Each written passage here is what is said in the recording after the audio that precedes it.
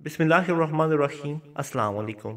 ایک مرتبہ ایک نصرانی بادشاہ نے چند سوالات لکھ کر حضرت عمر رضی اللہ تعالیٰ عنہ کے پاس بھیجے اور ان کے جوابات دینے کا مطالبہ کیا۔ سوالات درج ذیل ہیں۔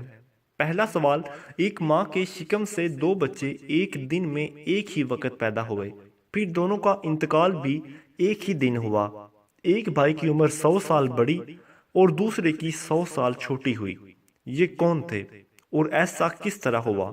دوسرا سوال، وہ کون سی سرزمین ہے کہ جہاں ابتدائی پیدائش سے قیامت تک صرف ایک دفعہ سورج کی کرنیں لگیں، پہلے کبھی لگی تھیں اور نہ آئندہ کبھی لگیں گی؟ تیسرا سوال، وہ کون سا قیدی ہے جس کی قید خانے میں سانس لینے کی اجازت نہیں اور وہ بغیر سانس لیے بھی زندہ رہتا ہے؟ چوتھا سوال، وہ کون سی قبر ہے جس کا مدفون بھی زندہ اور قبر بھی زندہ؟ قبر اپنے مدفون کو سیر کراتی پھرتی تھی، پھر وہ قبر سے باہر نکل کر کچھ عرصہ زندہ رہ کر وفات پائے۔ حضرت عمر رضی اللہ تعالیٰ نے حضرت عباس رضی اللہ تعالیٰ عنہ کو بلایا اور فرمایا کہ ان سوالات کے جواب لکھ لیں۔ حضرت عبداللہ رضی اللہ تعالیٰ نے قلم برداشتہ جواب تحریر فرما دیے۔ پہلا جواب، جو دو بھائی ایک ہی دن ایک ہی وقت پیدا ہوئے اور دونوں کی وفات بھی ایک ہی دن ہوئی اور ان کی عمر میں 100 سال کا فرق، یہ بھائی حضرت عزیر علیہ السلام اور حضرت عزیز علیہ السلام تھے۔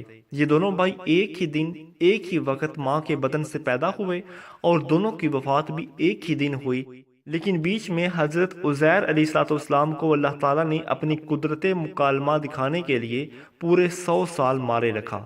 100 سال کے بعد اللہ تعالیٰ نے زندگی بخشی اور سورہ آل عمران میں یہ ذکر موجود ہے، وہ گھر گئے، پھر کچھ عرصہ مزید زندہ رہ کر رحلت فرمائی، دونوں بھائیوں کی وفات بھی ایک دن ہوئی، اسی لیے حضرت عزیر علیہ السلام کی عمر اپنے بھائی سے چھوٹی ہوئی اور حضرت عزیز علیہ السلام کی عمر 100 سال بڑی ہوئی۔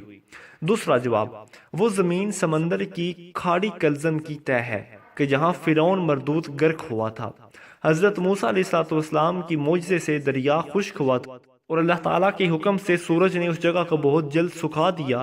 حضرت موسیٰ علیہ السلام اپنی قوم بنی اسرائیل کے ہمراہ پار چلے گئے اور جب فرعون اور اس کا لشکر داخل ہوا تو وہ غرق ہو گیا اور اس زمین پر سورج ایک دفعہ لگا، پھر قیامت تک کبھی نہ لگے گا۔ تیسرا جواب، جس قیدی کو قید خانے میں سانس لینے کی اجازت نہیں، وہ بغیر سانس لیے زندہ رہتا ہے، وہ بچہ ہے جو اپنی ماں کے شکم میں قید ہے۔ خداوند تعالیٰ نے اس کے سانس لینے کا ذکر نہیں کیا اور نہ وہ سانس لیتا ہے۔ چوتھا جواب، وہ قبر جس کا مدفون بھی زندہ اور قبر بھی زندہ، وہ مدفون حضرت یونس علیہ السلام تھے اور ان کی قبر مچھلی تھی جو ان کو پیٹ میں رکھے جگہ جگہ پھرتی رہی، یعنی سیر کراتی تھی۔ حضرت یونس علیہ السلام اللہ تعالیٰ کے حکم سے مچھلی کے پیٹ سے باہر آ کر عرصہ تک حیات رہے اور پھر وفات پائی۔ مزید اچھی ویڈیوز کے لیے ہمارے چینل کو سبسکرائب کریں۔